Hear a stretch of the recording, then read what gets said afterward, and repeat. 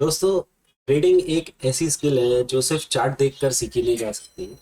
बहुत लोग कहते हैं ये ट्रेड तो ऑब्वियस था, या ये ट्रेड मार्केट मूव तो पहले ही पता चल रहा था, ये ट्रेड यहाँ से नीचे गिरा, ये ट्रेड वहां से ऊपर गया। लेकिन ये सब बाद में बोलना आसान है। हकीकत ये है कि 100% एक्यूरेसी सिर्फ हिंडसाइट में होती है। हिंडसाइट मतलब क्या? घटना के घटित हो जाने के बाद उपजी समझदारी। जब ट्रेड हो चुका होता है उसके बाद बोलना कि ये देखिए यहाँ से आ गया, यहाँ से नीचे गया, यहाँ से ऊपर गया, बहुत आसान होता है। मगर हम लाइव ट्रेड में एनालिसिस और स्ट्रैटेजी के बेसिस पे ट्रेड लेते हैं, और वही मेन डिफरेंस है रियल ट्रेडिंग और हिंडसाइट ट्रेडिंग का।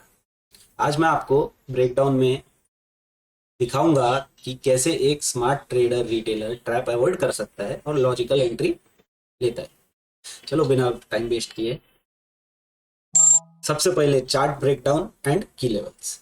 सबसे पहले चार्ट का स्ट्रक्चर समझना जरूरी है। मैंने यहाँ कल का ओपन प्राइस, आज का ओपन प्राइस और हाईएस्ट प्राइस मार्क किया है। ये की लेवल्स मार्केट साइकोलॉजी को समझने में आपकी हेल्प करेंगे। अगर आपको ये लेवल्स समझ आते हैं तो आप पहले ही मार्केट स्ट्रक्चर को प्रिडिक्ट कर सकते हैं। दूसरा कंसेप्ट आता है इसमें, दूसरा स्टेप डाउ थ्योरी, जो कि हम यूज करते हैं ट्रेंड एनालिसिस कंफर्म करने के लिए। अब हम डाउ थ्योरी का एक सिंपल कंसेप्ट समझेंगे। अगर मार्केट अप ट्रेंड में है तो प्राइस हायर हाइस और हायर लोज बनाएगा।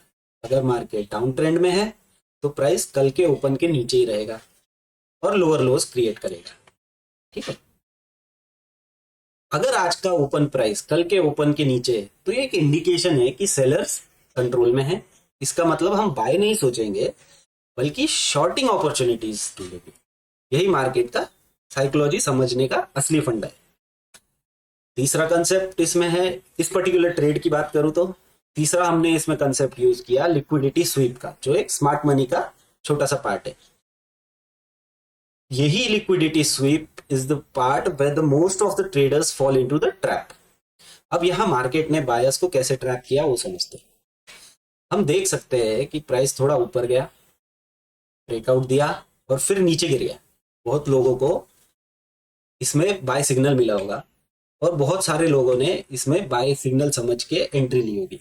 क्यों? क्योंकि रिटेल ट्रेडर्स ब्रेकआउट का वेट करते हैं। रिटेल ट्रेडर्स कौन? अपन जैसे लोग जो थोड़ी क्वांटिटी में काम करते हैं। जैसे ही ब्रेकआउट हुआ उनको लगा कि मार्केट और ऊपर जाएगा, लेकिन मार्केट और स्मार्ट लिक्विडिटी ने ट्रैप क्रिएट किया है।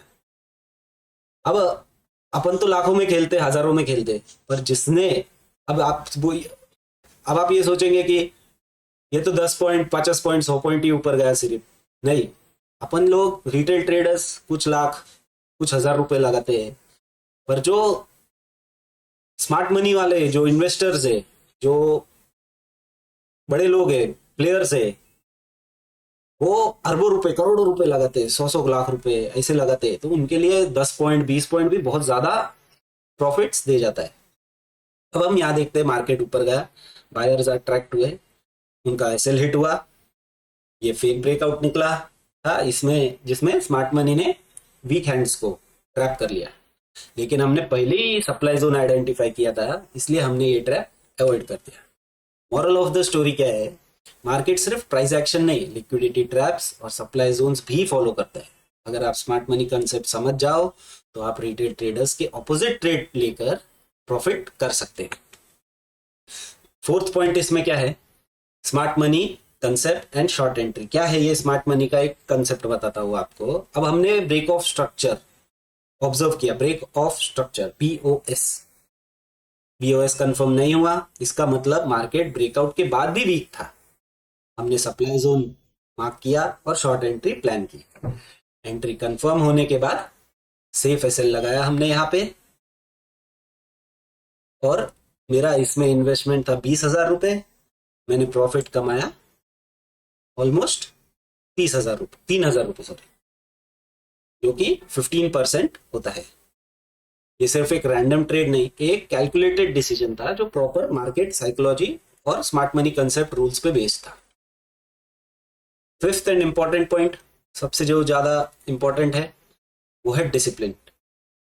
हाँ, स्टॉक और नीचे गया, आप चार्ट पे देख सकते हैं डेट टाइम, आप जाके वेरीफाई कर सकते हैं। इस दिन 900 से 1000 पॉइंट्स तक वो और नीचे गया, लेकिन मैंने ग्रीड नहीं दिखाई और टाइमली प्रॉफिट बुक कर लिया। क्यों? रुक भी सकता था, लेकिन नहीं। यहाँ क्या क्या पॉसिबिलिटीज हो सकती थी कि मार्केट स्लो हो सकता था, प्राइस कंसोलिडेटिंग फेज में जा सकता था, इसीलिए मैंने प्रॉफिट बुक की। होल्डिंग का डिसीजन तभी लेना चाहिए जब और कुछ कंफर्मेशन मिले। ट्रेडिंग का सबसे इंपॉर्टेंट रूल डिसिप्लिन होता है, ग्रीड से नहीं, लॉजिक से ट्रेड करो। Thank you guys.